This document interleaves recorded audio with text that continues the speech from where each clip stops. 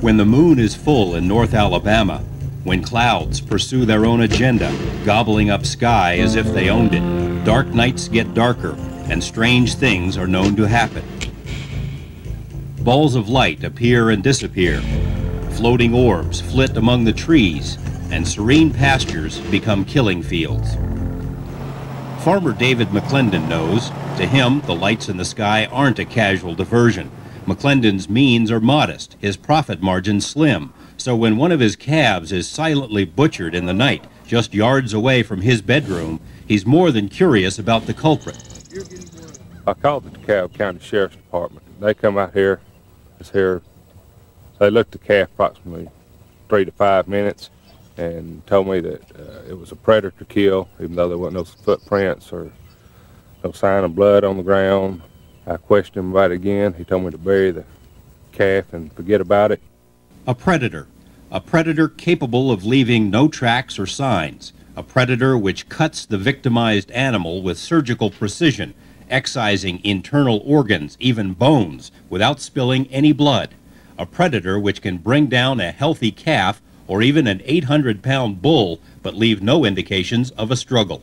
I don't think they want to confront either whoever or whatever's doing this. I think they're scared or they ain't got no answers for you.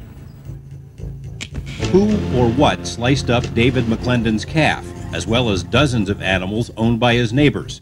Who or what is responsible for the eerie but beautiful impressions left in crop fields the world over? Why are thousands of people now regurgitating incredible, disturbingly identical memories of encounters with something alien? The UFO mystery used to be much simpler. Lights in the sky. Now you see them, now you don't. But in the past few years, the questions have deepened. Something profound appears to be happening to our planet, something related to an alien presence. Today, the search for UFO evidence takes us into increasingly bizarre realms.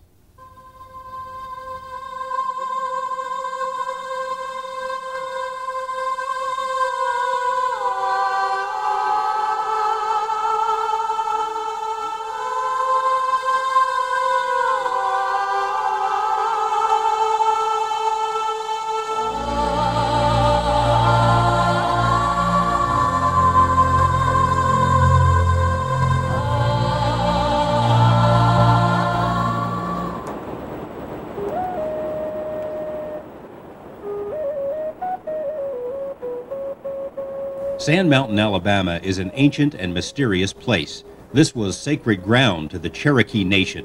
It was here that Chief Sequoyah wrote the Cherokee alphabet, inspired, they say, by spirits and visions. The Cherokee are gone, but the spirits remain.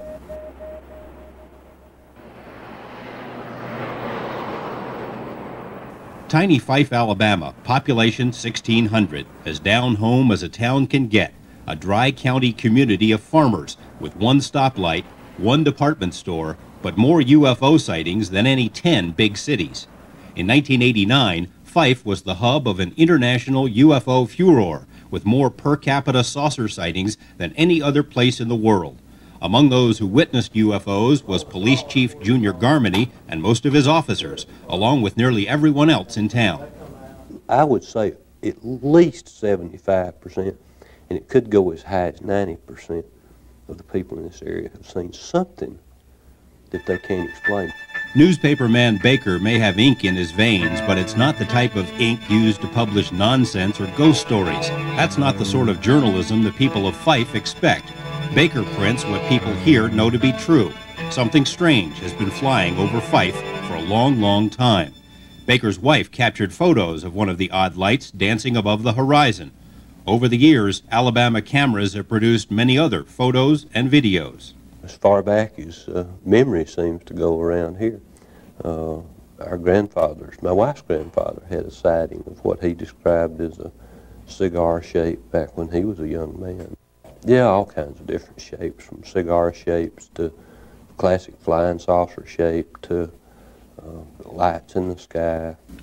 The 1989 UFO flap drew hordes of skeptical, scoffing reporters who ridiculed residents as hicks and bumpkins, leaving emotional scars which are still evident. We don't talk to nobody about it. Now the reporters are back in force, drawn not only by the latest wave of UFO sightings, but also by what appears to be a related, if gruesome, UFO side effect. That's a good ways to be, isn't it? Yeah, it is. Police officer Ted Oliphant has made this same macabre walk more than 30 times in 6 months in cow pastures all over DeKalb County. Someone or something has been slicing up cattle, leaving behind bloated hunks of rotting beefsteak. One of the things you're looking at is like the large oval cut, and then back over this way on the side there, that flat line cut there, there's just no way that that was done by a predator or any kind of animal. When they do something the animal does, they tear everything, and that wasn't tore, that's cut straight. The victimized farmer, who was also a part-time school teacher, doesn't want his name used, but freely states that he doesn't buy the story told by the first lawmen to arrive on the scene. Predators didn't do this to his animal. The trachea had been cut, needing to, and animals don't cut things, they tear things. The slab of meat off the back had been cut, and neatly, no tracks. It hadn't rained in a couple of days, but if anybody got in here with a vehicle, they'd have to come through my yard. And I've got dogs that bark, and they would have barked quite a bit, and no vehicle come through my yard. A few miles away and a few days earlier, Jimmy and Margaret Pope had looked out their dining room window and made their own grisly discovery. One of their cows had been chopped up in bizarre fashion within spitting distance of their back door. Her sack was cut off, and it was just like it was just sliced off clean, and there was no blood anywhere. And then there was like a 4-inch round circle off of her shoulder, and then there was a cut starting in the center of her mouth, and it went all the way around into an oval shape, and her teeth were gone, and there was no blood anywhere. The ground was just it was undisturbed. Wet too at that time. It had a lot of rain, and there should have been some, should have been some sign of a struggle or something. There was no sign of struggle or anything. The ground, I mean, it was just, there was nothing on the ground, no blood, no tracks, nothing. His cow had had its rectum cut out, sex organs removed, and had a strange protrusion here. There's an incision along the belly. Ted Oliphant's photo album is a far cry from typical. No pictures of the family, no vacation snapshots, just row after row of mutilated animals, a monstrous morgue of tortured bovines, and Oliphant knows them all. Stranger than that was the incision we found on the face of the animal on its right jaw, a large oval incision, jaw stripped clean to the bone, and the tongue was removed, cut out deep in the throat. We always find pretty much the same thing with the animals. If it's a female cow, the sex organs and the colon have been cored out, almost like you take a stovepipe and had shoved it in there and cored out the material there. Many times milk sacs, the udders, are completely missing. Jaws have been stripped to the bone. Tongues have been removed. Individual ears have been removed. Various organs have been removed, the heart, male sex organs. We've ruled out predator animals doing this at this point because the majority of the wounds we found on the animals aren't really wounds, they're incisions. They've been done either with a knife or something much different. Oliphant's insistence that predators could not be responsible for the cattle killings has made him unpopular with rival investigators, most of whom seem to just want this mess to go away. It's really making people angry because they can't find out what's going on. The Sheriff's Department has made the statement that mutilations are not going on, that they're not happening here, but the sheriff's carrying pictures around of cows that have been mutilated, but the PR people are telling us that nothing's going on.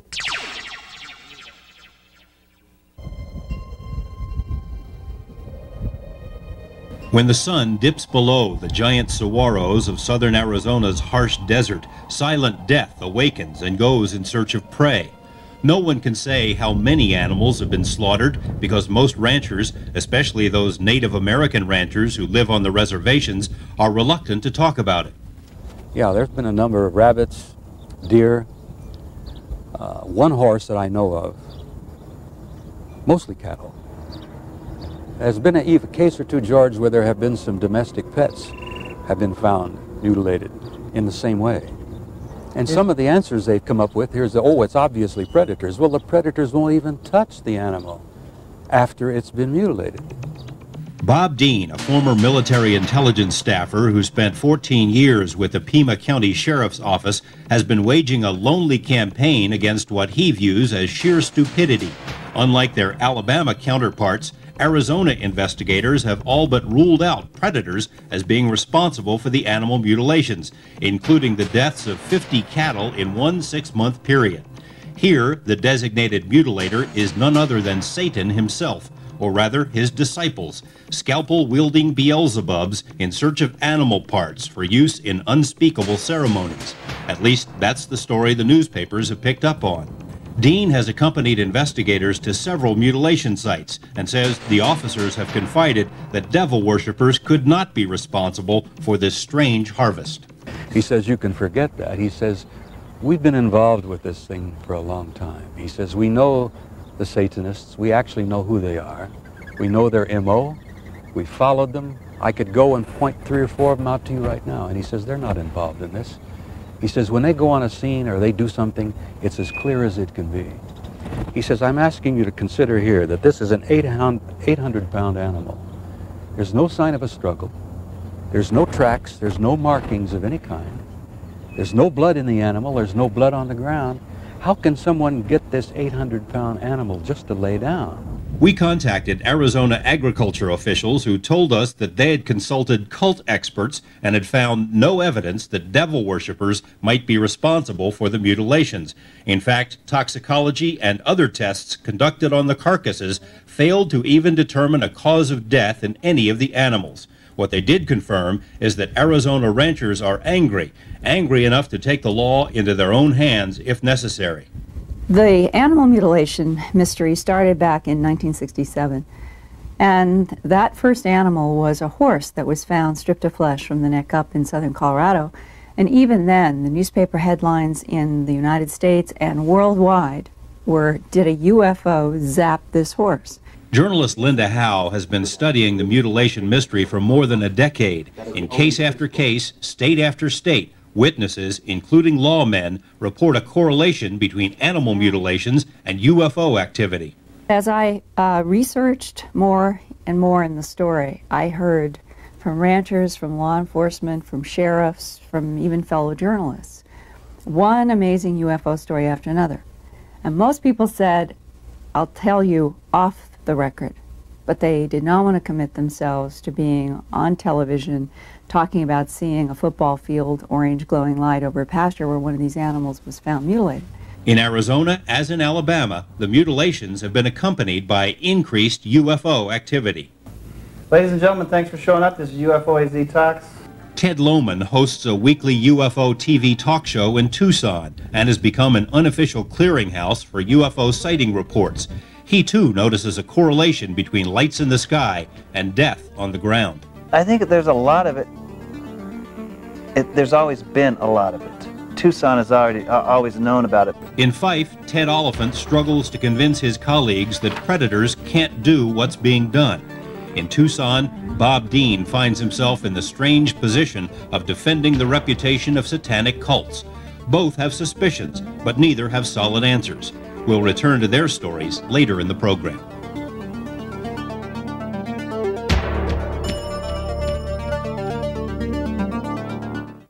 I don't think they're here to swoop down on our supermarkets and take us over. And I also don't think they're here to tell us how to clean up the environment and take care of the garbage. And those are the two kinds of rather simple-minded versions that we're getting all the time. It's far more complicated than that. New York City artist, author, and lecturer Bud Hopkins knows he's bitten off a big chunk. As usual, he finds himself in the unenviable position of trying to convince an audience that space aliens are not only real, they're here, and on a fairly regular and widespread basis, they enter people's homes, float them out through a window or wall into a waiting spaceship, conduct invasive medical procedures, and then return the victims to their beds with little or no memories of these unthinkable encounters. It's a tall order. When people talk about wanting physical evidence in abduction. They really mean one thing. I want to see a spacecraft or a big hunk of a spacecraft. I want to walk up to it and see it, or at least I want to see an alien sitting there, or a dead alien or something. That's what they want, which is almost like saying about some other issue. For instance, did Adolf Hitler commit suicide in Berlin? I want to have been there to see him shoot himself, and I want to see that little burnt mustache and a body and so forth. Hopkins is by far the most experienced and best-known abduction researcher in the world. Abduction guru, his critics call him, a guy out to sell books. A courageous pioneer, his supporters retort, who is dragging the scientific community kicking and screaming into the 21st century. Hopkins has sold books, no question, lots of them, and his lack of scientific credentials certainly opens him up to bitter criticism from those with degrees on the wall. But if he's a money-grubbing messiah, he is among the most reluctant on record. Nobody wants this to be real. Everybody requires it to be on some kind of shelf of the mind that this really can't be going on. Even I feel that need. And I think human resistance to this is so powerful that it cannot be underestimated. Nobody wants this to be true. Resistance to the possibility of alien abductions has been nearly universal among scientists and mental health professionals, most of whom haven't studied the data whatsoever. But it's been a godsend to thousands, perhaps millions, of confused people concerned about their sanity. In a town outside Nashville, Tennessee, a family man named Herman is relating some of the unbelievable experiences he's had since childhood, experiences which didn't make sense until he read about the abduction syndrome. Earliest memories, it seemed like that when I was a kid in kindergarten, that all the other kids made fun of me because when they were sitting there drawing pictures of cars, I was drawing pictures of spaceships. And saying that I was talking to the kids and my friends and telling them that by the time that I died of old age, that they would be people from other planets living here on the Earth. They all laughed at me and everything, called me crazy, and so I just, eventually after a few years of school of ridicule, I just withdraw it into myself and didn't talk to anybody else about it. From about the time that I was 13, that a lot of things started happening about then. The last thing I really remember is running into a bright light shining on the ground. And the next thing I remember is I'm standing in front of my dad's house, which was still about another mile away. I'd missed about an hour to an hour and a half of time. And the next morning when I got up, I noticed little scars on each arm, and they looked like a little pizza cutter had been rolled down my arm and pulled out little plugs of skin. And then I got to here, and there was this little man standing right there by where you are, pretty much right there. But he was really short, and he had on like a silver suit. I think it was like a dark silver suit, maybe grayish suit. And he had a really large head. He was only like to here.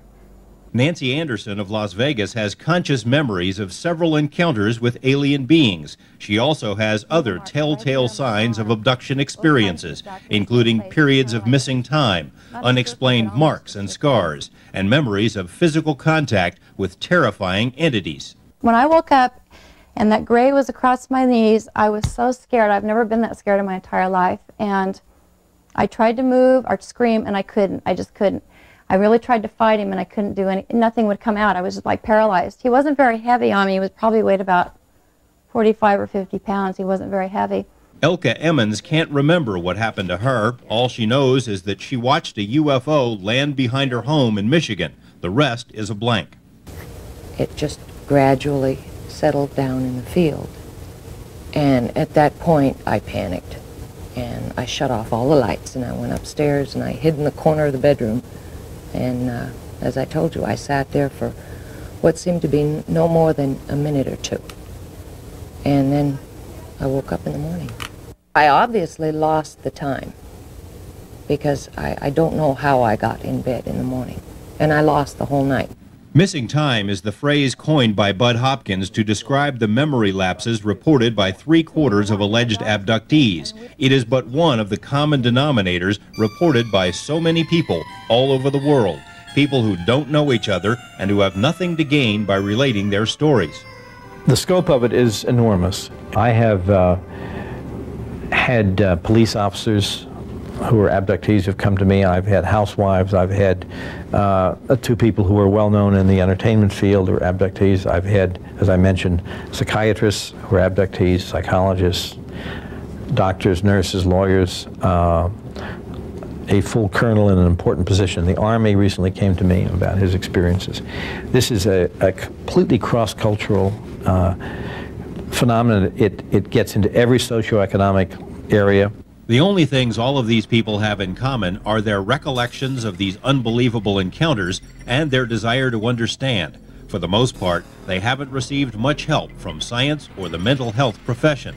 Such critics as Carl Sagan have dismissed abduction reports as hallucinations, fantasies, hoaxes, or the result of psychiatric traumas brought on by childhood sexual abuse. There's only one problem with these various explanations. None of them fit the facts.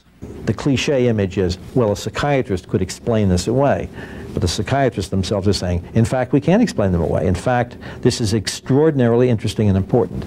And I think that little by little, more and more people, as they've come into first-hand contact with this material, are realizing that they're up against, at this point, what may be the most important event in human history. Gaining acceptance and assistance from science and medicine has proven a rugged challenge, but change is in the air. More on that in a few minutes. Oh, well, tell us about the last time when you were abducted, the very last time. If talk radio really is the last bastion of direct democracy, then what is the public trying to tell us about UFOs? Nationally syndicated hosts like Billy Goodman know that the UFO topic, in all of its forms, is a staple. It is raised night after night, year after year by audience members. While most other media can't or won't address the subject, talk radio revels in it. And what was your encounter like, may I ask? Several disc-shaped objects flew above my house, hovered, maneuvered in various manners. Hovering discs are somewhat passé these days. Radio shows, TV tabloids, and popular books have repeatedly covered this ground. But it almost seems as if the phenomenon itself wants to up the ante. In the 40s and 50s, UFOs were little more than elusive lights in the sky, a popular curiosity. This, for example, is regarded by some as the first modern-era UFO photo, taken in 1947 over Seattle. In the 1960s, the lights started landing. Credible witnesses, such as New Mexico police officer Lonnie Zamora, risked their reputations by reporting what they had seen. Several thousand landing site cases have since been documented. It was also in the 60s that the first cases of alleged alien abductions gained prominence. Betty and Barney Hill's lives were turned upside down by their seemingly incredulous account. They weren't really the first, and they certainly weren't the last. In the 70s, burgeoning abduction reports bubbled to a surface suddenly crowded by equally bizarre phenomena. Animal mutilations, temporarily centered in the American West, and inexplicable crop formations, focused in Britain. Similar formations appeared in the ice of frozen lakes in Russia. UFO sightings were linked to all of the above by witnesses and researchers. The 80s and the 90s have seen the stakes raised once again. Reports of abductions have escalated, mutilations abound on a worldwide scale, and crop formations have progressed from simple circles to intricate designs on every continent, as if someone is trying to tell us something. You've got the people that say that they're aliens from space trying to tell us something. But then someone else says, well, if they're trying to talk to us, they aren't doing a very good job.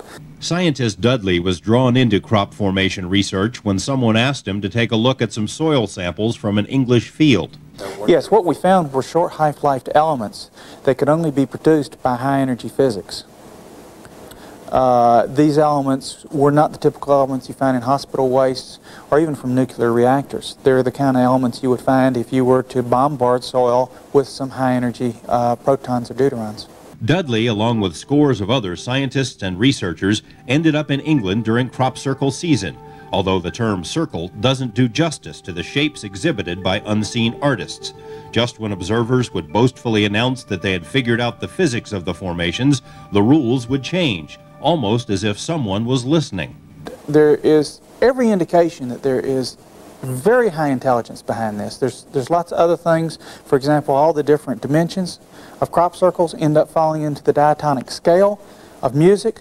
The diatonic scale, these ratios, do not show up in nature at all. They only show up psychologically in music scales. Without question, some of the formations were hoaxed. Two English barflies named Doug and Dave emerged for the media and claimed credit for creating all of the English formations, a woefully specious claim considering the sheer number, size, and complexity of some designs, many of which appeared in other countries. Naturally, reporters bought it. A subsequent cash prize contest produced a spirited crop circle competition, which was all the press needed. If some agriglyphs could be faked, then all must be fakes. This was and is the prevailing media attitude, akin to saying that if some $20 bills can be counterfeited, then all 20s must be funny money. Weed stalks themselves, and a real crop circle, one that's formed by whatever this energy force is, the weed stalks are bent over at right angles. They're not harmed at all. They continue growing, and it's as if an energy force field were impinging on the weed stalks to form these very complicated symbols. It's like a cosmic artist is at work here. Dr. O'Leary and other researchers refused to accept the easy explanation because too much of the emerging evidence suggested otherwise. When the formations were simple circles, a few scientists insisted they were created by wind vortices, mini tornadoes. Others theorized that rooting hedgehogs were the nocturnal artistes. Those explanations were left gasping for air when the phenomenon evolved from interesting circles into huge cryptic agriglyphs. Could wind do this? Could even the Picasso of hedgehogs envision such a masterwork? About half of us at a particular moment saw little red darting lights in the wheat fields near where some of the crop circles already existed. And these are commonly reported phenomena. Balls of light, absolutely, definitely. I have a couple of interviews that I've taken on tape in England where I've interviewed people that saw balls of orange light that appeared over areas where these circles formed that night. From the descriptions that I have heard, they've all been pretty consistent. 75 to 80 foot diameter, dish-shaped, classical flying saucer if you want to call it that. Correlation is not proof positive, but UFOs are seen over ranching communities. Mutilated animals are then found. UFOs are spotted by selective witnesses. Abduction memories emerge. UFOs are recorded above ripened grain fields. Agriglyphs appear. Something is happening. For scientists like Marshall Dudley, the evidence is clear and abundant. Whatever is creating the crop formations has the knowledge and ability to tinker with chemistry, genetics, fundamental physics, a tall order for grain-crunching hoaxsters. If you look at the areas where this wilting has taken place, you'll see recrystallization that indicates that there has been some elevated temperatures. The DNA has been blown apart to a large extent. This is done through a electrophoresis type situation. You can't do this just by stepping on it. No, you can't do it by stomping it. And the other thing is that if you tried to sprout the seeds, that you would find that there was a great number of mutations, which ties right into the DNA damage.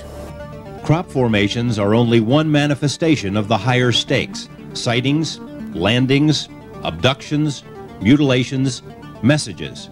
Is someone trying to tell us something? And if so, what is it? And this shift involves recognition that we're utterly not in control in the universe, that there are intelligences that are far greater than our own, that the whole universe is itself intelligence. This is a change in our sense of the universe and ourselves, which is far more radical than any shift that I can recall, and is terrifying. We have all grown up being told or taught that we are alone. We're alone on the planet. We're alone in the galaxy. And I think that this story that is emerging is showing us that that's not true. We are not alone. That there are alien life forms who are coming here. They are involved with our animal life, our plant life, with us as a human species.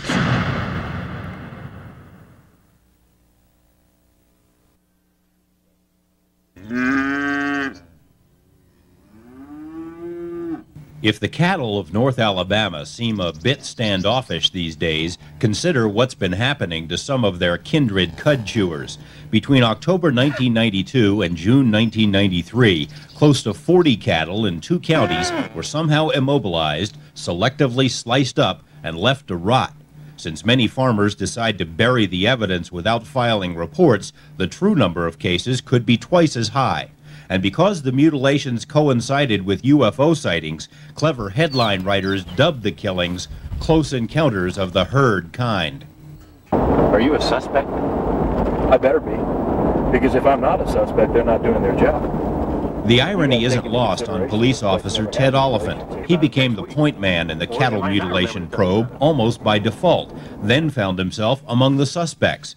Media accounts, spurred in part by tips from rival lawmen, gleefully revealed that Oliphant once produced a video documentary about UFOs before he became a cop. He's never said that UFOs might be responsible for the cow killings, but Oliphant certainly alienated other agencies by insisting that their predator explanation didn't cut it. Right now, we have no explanation for who or what is doing these things to these animals.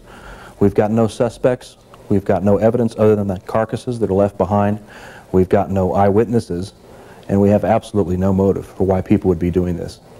Other investigators belittled Oliphant's work and his background, but he had no such problems with the farmers, especially those who'd been victimized.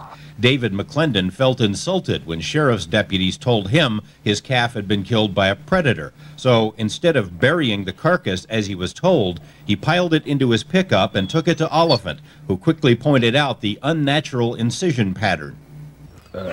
Stair-step type incision along one of the cut lines. It's just jagged stair-step, but each step was approximately the same, size and everything, much like stair steps. The same sort of odd cuts have been reported in hundreds of other mutilation incidents. Since the phenomenon first gained national attention in the mid-60s with the slaughter of a horse in Colorado, mutilation cases have been reported in nearly every state and dozens of foreign countries.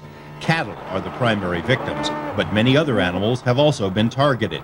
In Britain, an outbreak of horse slayings has shocked the public. In Canada, domestic cats have been dissected. David McClendon's so-called stair-step incisions, also known as cookie cutter or pinking shear cuts, have become all too familiar to investigators around the country. The cuts that were made up the legs and the inside of the legs and up the belly looked like you could have taken a zipper and zipped the cow right back together again. They were 1/8 serrated cuts were made on the cow. We cut down into the animal and found out that the ball joint was gone, completely gone, off just that one shoulder, and just a perfectly flat cut inside. In many other cases, the phantom surgeons use straight-line, scalpel-sharp cuts, and in others, the cutters rely on something akin to a laser. The tissue had been cooked, subjected to high heat. The blood had been cooked. There were bacillophilia changes that could only occur in the presence of maybe 300, 350 degrees Fahrenheit. Well, since 1989, we now have over a dozen animals that have fallen into the category of these mysterious mutilations in which there's evidence that high heat was applied to the excisions that automatically eliminates predator. Even more chilling, in a handful of instances, the killers managed to cut between the cells of the animal's tissue. Some of the cuts, from whatever use they're using, whether it's a laser or what, literally go between the cells. Now, we have no technology that I know of that can even do that. If we don't have such technology, who does?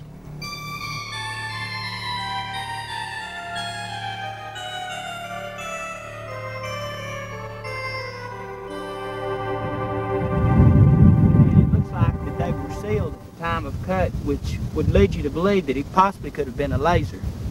The unnerving experience of finding a cow in this condition prompted many Alabama farmers to start packing guns. Adding to the tension were frequent appearances of unmarked helicopters before and after mutilation incidents.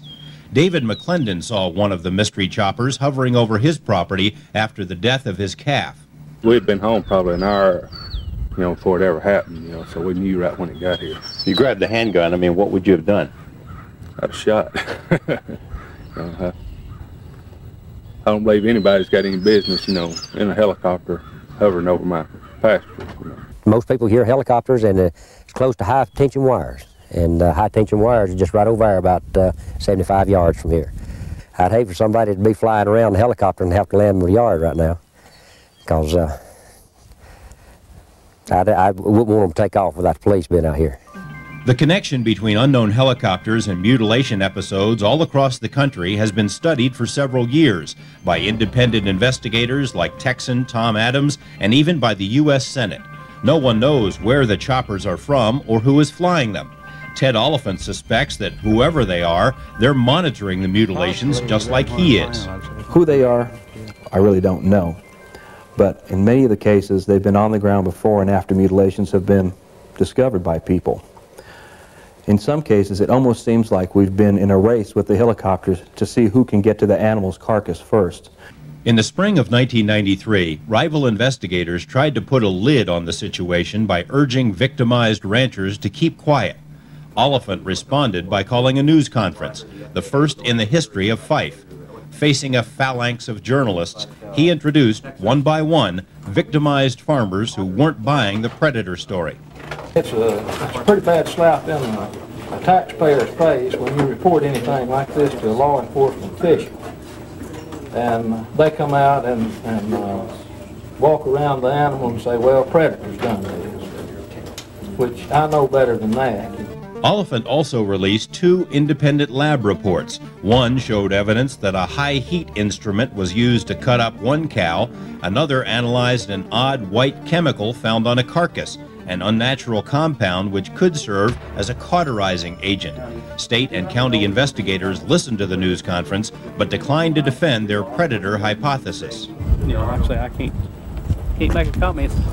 In Alabama, as elsewhere, no one has been able to crack this riddle. Suspects include the military, big industry, the TVA, as well as cults and predators.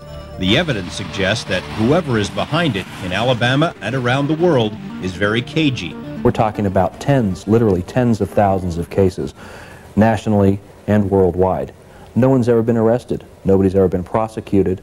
No charges have ever been brought against anybody for this. No one's ever been caught. Journalist Linda Howe insists that we must follow the evidence no matter where it leads. The correlation between mutilations and UFOs is indisputable. Everywhere there's one, there's the other. More importantly, there are only a handful of instances in which witnesses say they've seen mutilations in progress. Their descriptions seemingly defy all logic. You have to look to what human testimony comes over 25 years. Eyewitnesses who say that they've seen these small gray creatures with these big black eyes either carrying an animal that's found mutilated or taking an animal into some kind of craft. It is an alien harvest.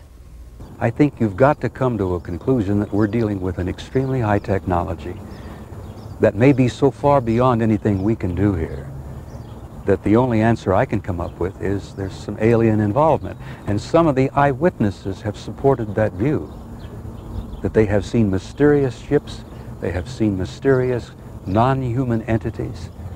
One final disturbing note about the mutilations, namely the genetic similarity between cattle and humans. People and cattle share nearly identical chromosomes. In addition, cow's blood is so like ours that it's used to produce human plasma. This raises the eerie possibility that whoever is chopping up cows is studying them in order to learn about us.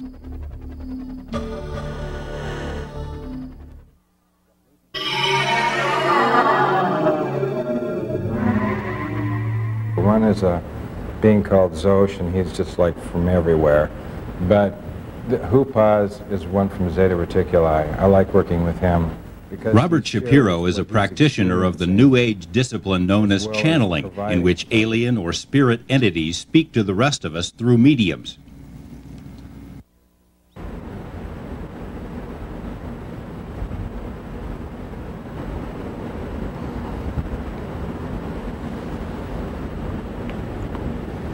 All right, Hupa speaking. Well, I will respond to questions. Most people, especially scientists, don't give much credence to channeling. Anyone who talks with aliens on a regular basis must have a problem. It was the same back in the 1950s with the first of the so-called contactees, people like George Adamski, who claimed to have taken rides on spaceships with Venusians. To the scientific community, it's all one big mixed bag of specious claims, and that bag includes modern abduction reports, which remain controversial even in UFO circles. And there are people who will swear on a stack of Bibles that it's true. Well, I don't know if it's true or not, but the evidence in support of it is terribly, terribly weak. My problem with the whole way abductions are studied is that the hypnosis, very often hypnosis is used by people who are not trained to do that. Somewhere between 25% and 35% or whatever of all the abduction cases are remembered without hypnosis. And every abduction case, virtually, people remember pieces of it without hypnosis. Hopkins, perhaps more than any other person, has risked all, including his personal life and his health, in order to convince the world to sit up and take notice of abduction reports. Finally, his efforts appear to be paying off. The thing that makes the UFO abduction phenomenon so powerful in that shift is that it kind of gets us where we live. It enters the physical world. It appears to be in the physical world, but once having found us in the physical world, it then drags us out of the physical world. So it is, it's like tailor-made to shatter the arrogance of the Western worldview. Harvard psychiatrist John Mack has taken considerable heat from his colleagues because of his interest in abduction cases, but he's not deterred. Mack recognizes that many scientists simply refuse to believe abductions are real, no matter what. There's a huge amount of physical evidence of what's going on in the abduction UFO world, but there has to be some openness of the receiver to that evidence. It requires, like as one Harvard scientist said, that, well, I have to have a cigarette lighter that was dropped from a UFO. Well, probably they gave up smoking hundreds of thousands of years ago anyway, but that kind of physical requirement, it's exactly that mentality that this is shifting us beyond. Dr. Mack's entrance into the abduction debate makes it much tougher for science to dismiss the subject without looking at the data first. Those scientists who do investigate are often amazed at the scope and similarity of abductee tales. There were beings around me. They were little short beings, but fairly chubby and heavy on the beings, and there was about 4 or 5 of them. And they were busy doing different things as I was laying on the table. Mary has had similar experiences most of her life, so have other members of her family. Therein lies the central pattern of the abduction scenario. It begins during childhood, continues for decades, and seems to follow entire families. What I remember is just like the bruises and stuff, and always remember waking up thinking that I'd been somewhere but not knowing where I had been. But I remember seeing flying saucers. Anderson has had a lifetime of UFO sightings, abduction experiences, missing time, and unexplained scars. The same was true of her mother, and is now true for her daughter. The basic patterns are so narrowly similar over and over and over again that they simply preclude human fantasy as having been the cause. There is a very strong physical component to this data, that a person who is abducted actually is missing from their normal environment during the abduction experience, and that people have multiple abductions. There are people abducted together at the same time who confirm each other's abductions, and some of those people may not be abducted themselves even. And we have independent people who see other people being abducted, and there's scars, right, scars on people's bodies and all sorts of other things. And any theory that explains the abduction phenomenon must take into account the physical aspect of it. And that is why we don't have a competing theory to the theory, in fact, that this is what's happening to people. Dr. Jacques Fallet questions some abduction reports because they were recalled with hypnosis, but he's personally seen the physical effects of alien encounters. There is impact on the skin. They do describe a hot sensation, but the beam would also pin them down and push them. And we don't know how to make a beam that does that. Psychiatric social worker John Carpenter is another professional who's dared to look seriously at abductions. You don't want to live with that. It is not a fun experience. One of his cases involves a Nevada ranching family whose members have had unusual encounters for years. Only come up to my shoulder, and slender and dark-eyed. What color hair? No hair. Mean eyes. Cold. Looks like a dentist's office. And what makes it look like a dentist's office? Everything comes out of the walls. Hoses. I don't like it here. Are you aware of how old you are? I'm 14. 14. Susan had a reason for being so certain of her age at the time. Because they went between my legs. Nobody's ever done that. Nobody had done that before. No. No. Since you couldn't move, how did they manage that? I spread my legs.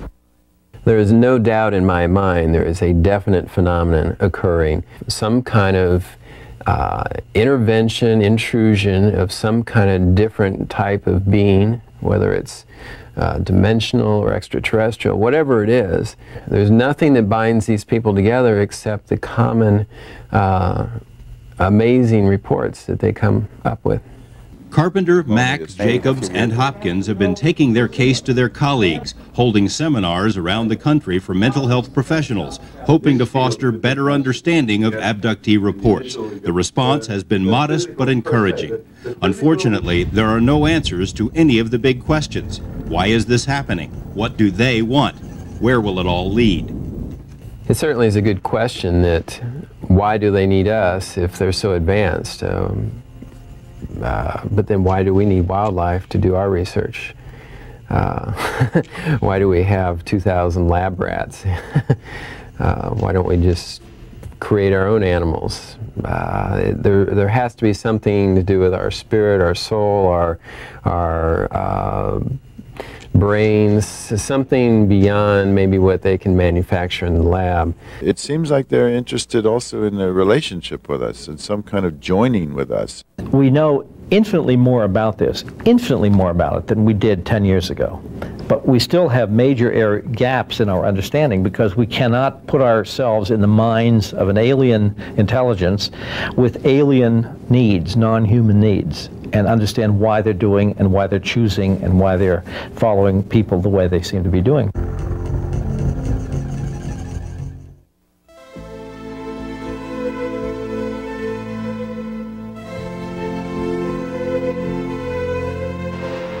Who among us hasn't heard this cliche? The universe is so vast, it would be egotistical of us to believe we're the only ones. Like so many time-worn beliefs, this one misses the point. The issue isn't whether life exists elsewhere, but rather, is that life visiting us? And if so, for what purpose? The assumption that UFOs merely represent extraterrestrial civilizations, people like us who just happen to live on other planets, may also be overly simplistic. The true picture of life in our universe may be far more complicated and more wondrous. They are describing phenomena and objects that appear very often out of nowhere, disappear on the spot, objects that are changing shapes, objects that merge together. If the technology or the phenomenon can do that, what that tells me is that it is manipulating time and space dimensions in ways that are beyond our science. And if they can do that, they can be from anywhere, anytime. They don't have to be from a particular planet in outer space. Harvard's John Mack agrees that the aliens may not be aliens at all. They may live among us in some sort of parallel world which we do not yet understand. All of those sources of information that tell us that the universe is not the materially regular, well-ordered machine that we like to think it is, and that there are realms of reality that are far beyond what we can touch and measure with our restricted empirical tools. For most scientists, still rooted in the mindset of the 17th century, such concepts are preposterous. If something can't be physically measured, then it can't exist, meaning there are no souls, no human spirit, no God, no alien worlds. 747s are flying over the outback of Australia every day, and the Aborigines look up, and none of them have a piece of one, you know, but they know what they're seeing. These things are there, and the evidence is enormous. Proof is whatever it takes to convince us that something is true. On the subject of UFOs, there is more than enough evidence to prove that something really is going on. But none of it means anything to a person who simply refuses to take a fair look. UFOs have been around a long time. Millions of people over thousands of years have seen them. For centuries, they've been captured in carvings and drawings. Today, they're seen in photos, videos, films, and radar images. UFOs can and do affect our cars, planes, and other machinery. Thousands of landing site traces have been recorded. Soil has been baked, burned, irradiated. Mystical crop formations appear overnight all over the world with changes in the crop's genetic structure. Humans who encounter alien beings report being taken from their homes, probed, their memories altered, and they often carry away marks, scars, and other physical signs. Animals are being harvested by some unseen force and for some unknown purpose. Governments the world over possess secret files which declare flat out that UFOs are real and are here. If someone is simply unwilling to consider the possibility of other life forms, then none of this means much. But for the open-minded, there is evidence to pursue. I think that this is a solvable problem at this point. We are poised now to answer these fundamental questions. After half a century of dealing with this subject, we are now in a position to actually solve this mystery. If this is some kind of an alien life form that is coming here and is doing this, why? Isn't it incumbent upon every one of us to try to understand more, to try to understand why, and perhaps to even ask for some kind of explanation from our own government about their silence? Those who choose to study the genesis of this phenomenon often pay a high price. Bud Hopkins' work cost him a marriage and his health. John Mack has faced scorn and ridicule from his colleagues. Brian O'Leary was ostracized by his former friends in the astronaut world. Linda Howe and others have been spied upon by government agents. Ted Oliphant had to quit his job as a police officer and left Alabama. The price can be high, but so can the rewards, as we grudgingly strive to understand a cosmos that is far more mysterious than we ever imagined. We're dealing with extraterrestrial beings, we're dealing with interdimensional beings, we're dealing with phenomena that go in and out of our physical reality and are right in the fringes of our physical reality. We're dealing with a technology in which let's say, mind is supreme over matter. The animal mutilations are real. They happen. They're reported. Human abductions are happening. They're reported. We're sitting at a time, at a crossroads as we're going into this next century, where I believe firmly that the next big story is going to be contact from something else out there.